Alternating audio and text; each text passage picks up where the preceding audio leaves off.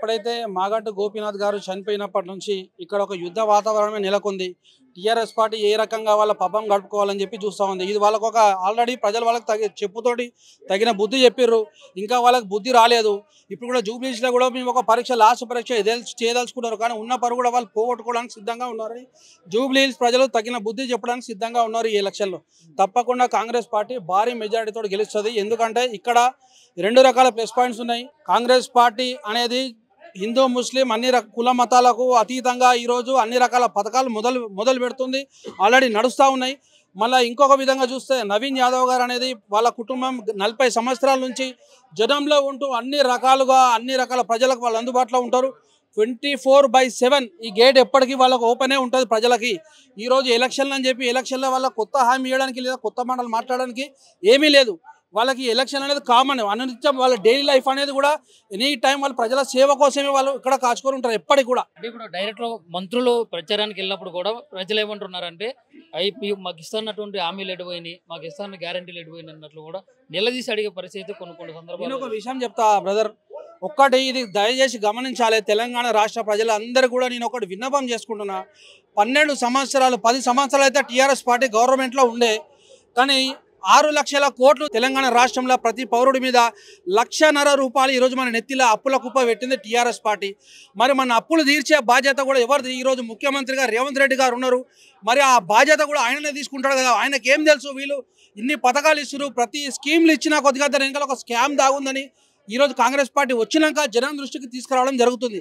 వాళ్ళు మేము ఈ పథకం తీసుకొస్తాం, ఆ పథకం తీసుకొస్తామని కాంగ్రెస్ పార్టీ చెప్పడం మాట వాస్తవమే. కానీ అక్కడ నిధులు ఉంటేనే ఏదైనా జరుగుతుంది. వీళ్ళు ఏం చేసిరు? ఇలా ₹100 ₹10 ₹20 మన చేతిలో పెడుతున్నారు. మనకు తెలియకుండా ₹80 మన నెత్తిలో అప్పుల కుప్ప మన నెత్తి మీద పెడుతున్నారు. మరి ఒక్కసారి జనం అది గమనించాలి. పథకాలు రిలీజ్ చేయడానికి కొంచెం టైం పడుతుంది. అందరూ కొంచెం సహనంతో వేచి చూడాలి. ఎందుకంటే మీరు ఈరోజు మనకు వచ్చిన పథకాల్ని ఆలోచిస్తున్నారు, కానీ మన వెనకాల ఎంత అప్పుల కుప్ప చేశారు కేసీఆర్ కుటుంబం. వాళ్ళు తెలంగాణ రాకముందు వాళ్ళ ఆస్తులన్నీ, ఇప్పుడు వాళ్ళ ఆస్తులన్నీ. దయచేసి ఈ విషయంలో ఒక్కసారి ప్రజలందరూ కడ్డు తెరిచి చూడండి. నేను మీ అందరికీ రిక్వెస్ట్ చేస్తున్నా ఒకటే, 6 గ్యారంటీ పథకాలు తప్పకుండా సక్సెస్ అవుతాయి. ఎన్ని ఆటంకాలు సృష్టించినా కూడా ఈరోజు టీఆర్ఎస్ పార్టీ వాళ్ళకు కేసీఆర్ కుటుంబానికి తెలుసు ఈరోజు అక్కడ ఖజానా లేదు అని చెప్పి. మరి ఇన్ని అప్పుల కుప్ప వేసిన తర్వాత ఎట్లయితే చెప్పండి? కొంచెం టైం పడుతుంది దానికి. వాళ్ళు చేసిన దరిద్రం ఇన్ని రోజులు అంటారు. 60 ఏళ్ళ కాంగ్రెస్లో ఏం చేసిరండి? 0 లెవెల్ నుంచి ఇవాళ ఈ స్థాయికి వచ్చిందంటే కాంగ్రెస్ పార్టీ కాదా? ఇవాళ రాజకీయ నాయకుడు చెప్పుకునే ప్రతి ఒక్క రాజకీయ నాయకుడు ఇలా కాంగ్రెస్ నుంచి వచ్చిన బిడ్డనే కదా. అది ఒక్కసారి వాళ్ళు ఆలోచించాలి. ఓనమాలు వేసుకుంది కాంగ్రెస్ పార్టీ, వాళ్ళు బతుకుని ఇచ్చింది కాంగ్రెస్ పార్టీ, వాళ్ళ జీవితం ఇచ్చింది కాంగ్రెస్ పార్టీ, ఇలా తెలంగాణ ఇచ్చింది కూడా కాంగ్రెస్ పార్టీ.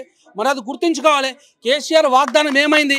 తెలంగాణ రాకముందు ఏమన్నాడు? కాంగ్రెస్ పార్టీలో విలీనం చేస్తాం, సోనియా అమ్మ ఎట్లా అంటే మేము అట్లానే అని చెప్పాడు. కానీ ఏమైంది? తెలంగాణ ఇచ్చిన తర్వాత సోనియా గాంధీ ఒక సైడ్ ఆంధ్రప్రదేశ్లో వాళ్ళ కాంగ్రెస్ పార్టీ కోల్పోతుంది, వాళ్ళ క్యాడర్ కోల్పోతుంది, వాళ్ళ మనోభావాలు దెబ్బతింటున్నాయని కూడా ఆలోచించకుండా తెలంగాణ రాష్ట్రం ఇవ్వాలి. ఎందుకంటే ఇక్కడ పరిస్థితులు బాగాలేవు. తెలంగాణ రాష్ట్ర ప్రజల ఆకాంక్ష ఒక సపరేట్ నిధులు తీసుకురావాలి, ఒక సపరేట్ డెవలప్మెంట్ తీసుకురావాలని ఒక ఆశతోటి ఆంధ్రప్రదేశ్లో వాళ్ళ ఉనికిని కోల్పోతున్నా కూడా సోనియమ్మ త్యాగం చేసి ఈరోజు తెలంగాణ డిక్లేర్ చేయడం జరిగింది. మరి అటువంటి విశ్వాసం లేకుండా, ఈరోజు ఎటువంటి విశ్వాసం లేకుండా కేసీఆర్ ఇలా వాళ్ళు టీఆర్ఎస్ అంటే ఈ కాంగ్రెస్ పైన యుద్ధ ప్రకటించడం వల్ల కరెక్ట్ కాదు. దీనికి తప్పకుండా ప్రజలు బుద్ధి చెప్తారు. నేను కూడా ఒక తెలంగాణ ఉద్యమకారుడుగా చెప్తున్నా. తెలంగాణ ఉద్యమకారుల చిత్తమంట కేసీఆర్ ఇట్లా పదవుల పంట. ఇది దృష్టిలో పెట్టుకోండి. కేసీఆర్ ఇంట్లో పదవుల పంట, 10 సంవత్సరాలు పదవుల పంటనే ఉన్నది. ఇక్కడ కేటీఆర్ కూడా మాట్లాడుకుంటా సందర్భంలో ఇక్కడ కాంగ్రెస్ నుంచి తరపున అయితే ఒక దండుపాల్యం బ్యాచ్ తిరుగుతా ఉందని చెప్పేసి కూడా విమర్శించడం జరిగింది. ఎవరు అంటున్నారు అన్నమాట? కేటీఆర్ అన్నాడు, హరీష్ రావు అన్నాడు, ఇట్లా టీఆర్ఎస్ వాళ్ళు దండుపాల్యం బ్యాచ్ ఫస్ట్ వాళ్ళ కుటుంబంలోనే ఉన్నది కదా. వాళ్ళ కుటుంబంలోనే ఉన్నది. ఎవరు వాళ్ళ కుటుంబంలో చక్కగా లేరు. మరియు ఆ మధ్యలో కేసీఆర్ గారు హాస్పిటల్ అడ్మిట్ కావడం జరిగింది. దాని వెనకాల అసలైన రహస్యం ఏందో మరి వాళ్ళ కుటుంబానికే తెలవాలి కదా. అది ప్రజలకు కూడా తెలుసు. ఇప్పుడు కూడా ఫస్ట్ వాళ్ళ కుటుంబంలోనే వాళ్ళ పరిస్థితి చక్కగా లేదు. తెలంగాణ రాష్ట్రం ఉద్ధరించడానికి వస్తున్నారు. వాళ్ళు ఎందుకు వస్తున్నారు?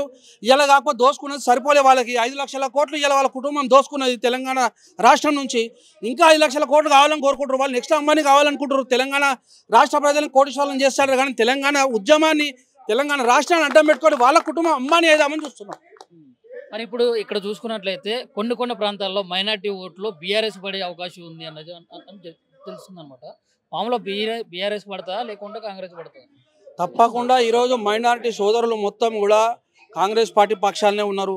వాళ్ళు మభ్య పెడుతున్నారు బ్రదర్, ఎంతసేపు మభ్య పెడుతున్నారు, కానీ ఏమి చేసింది లేదు. ఇప్పటికి నేను చెప్తున్నా, పథకాలను నమ్మి వాళ్ళు అంటున్నారు ఇలా మేము షాదీ ముబారక్ ఇచ్చినాం, కళ్యాణ లక్ష్మి ఇచ్చినాం. సరే మీరు ఏడికెళ్ళి ఇచ్చిరు భయ్?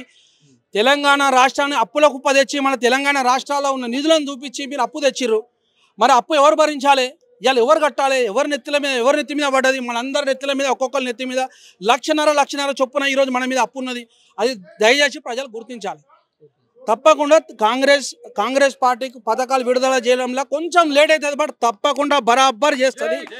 పని చేసే నెక్స్ట్ వచ్చే మెయిన్ ఎలక్షన్ వరకు పని చేసే ఓటు అడుగుతుంది కాంగ్రెస్ పార్టీ. సరే, దీనికేం చెప్తారు అంటే నవీన్ యాదవ్ గెలిస్తే ఇక్కడ ఈ ప్రాంతంలో రౌడీజం పెరుగుతుంది, రక్తపాతాలు అయితే దౌర్జన్యాలు మొదలైతే అన్నట్లు కూడా ఒకటి జూబ్లీస్ ప్రజలకు కూడా నేను విన్నపం చేసుకుంటున్నా. ఒకటి ఏంటంటే దయచేసి రౌడీ కుటుంబం అని చెప్పి ఈరోజు కాంగ్రెస్ పార్టీ పైన, నవీన్ యాదవ్ పైన ఒక బురద జల్లే ప్రయత్నం చేస్తుంది. ఎందుకంటే వాళ్ళకి అన్ని రకాలుగా అవకాశాలు, అన్ని రకాలుగా డోర్లు బంద్ అయిపోయినాయి. ఎటువంటి అవకాశం లేక వాళ్ళు రౌడీ అని చెప్పి ఒక ముద్ర వేస్తారు తప్ప అటువంటిది ఏమీ లేదు. ఎందుకంటే క్లాస్ నుంచి మాస్ వరకు, గరీబ్ నుంచి హై లెవెల్ వరకు కూడా అన్ని రకాల ప్రజలు కూడా ఈరోజు కాంగ్రెస్ పార్టీకి ఓటు వేసి నవీన్ యాదవ్ని గెలిపించడానికి అందరూ కూడా సిద్ధంగా ఉన్నారు. ఈరోజు జూబ్లీహిల్సే కాదు, నలుమూలల తెలంగాణ రాష్ట్రం నలుమూలల నుంచి వాళ్ళ అభిమానులు నవీన్ యాదవ్ గారికి ప్రత్యేకంగా అభిమానం, ఈ కుటుంబానికి ఒక అభిమానం అనేది ఒకటి ఉన్నది.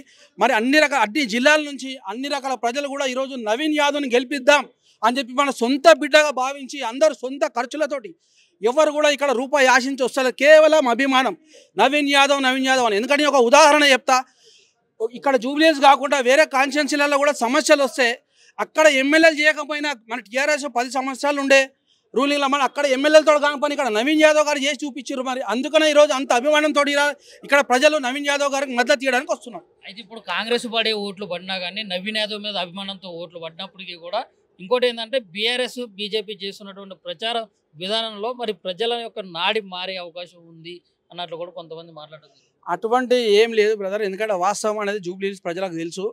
ఈరోజు సినీ కార్మికులకు చూడండి, సినీ కార్మికులకు కూడా వ్యక్తిగతంగా రాజకీయంతో సంబంధం లేకుండా వ్యక్తిగతంగా సినీ కార్మికులకు అనునిత్యం వాళ్ళు ఎప్పుడు అండగా ఉంటారు. ఎటువంటి సమస్య వచ్చినా మేము చూస్తూ ఉన్నాం. అన్నపూర్ణ స్టూడియో కానీ, సారథి స్టూడియో కానీ, రామానాయుడు స్టూడియో కానీ, పద్మాలయ స్టూడియో కానీ, ఏ సెలబ్రిటీలకు సమస్య వచ్చినా సరే, కార్మికులకు సమస్య వచ్చినా సరే వీళ్ళు ఎప్పుడు కూడా ముందుంటారు. ఇది మేము ఎన్నో సందర్భాల్లో చూసినాం. ఇది ఇక్కడ ప్రజలందరూ కూడా తెలుసు, నగర ప్రజలకు కూడా తెలుసు. ఇక్కడ ఉన్నటువంటి అన్ని రకాల ప్రజలు కూడా ఈరోజు నవీన్ యాదవ్ వైపే ఉన్నారు. తప్పకుండా భారీ మెజారిటీ తోటి కాంగ్రెస్ పార్టీ జెండా జూబ్లీహిల్స్ నియోజకవర్గంలో ఎగురుతుంది.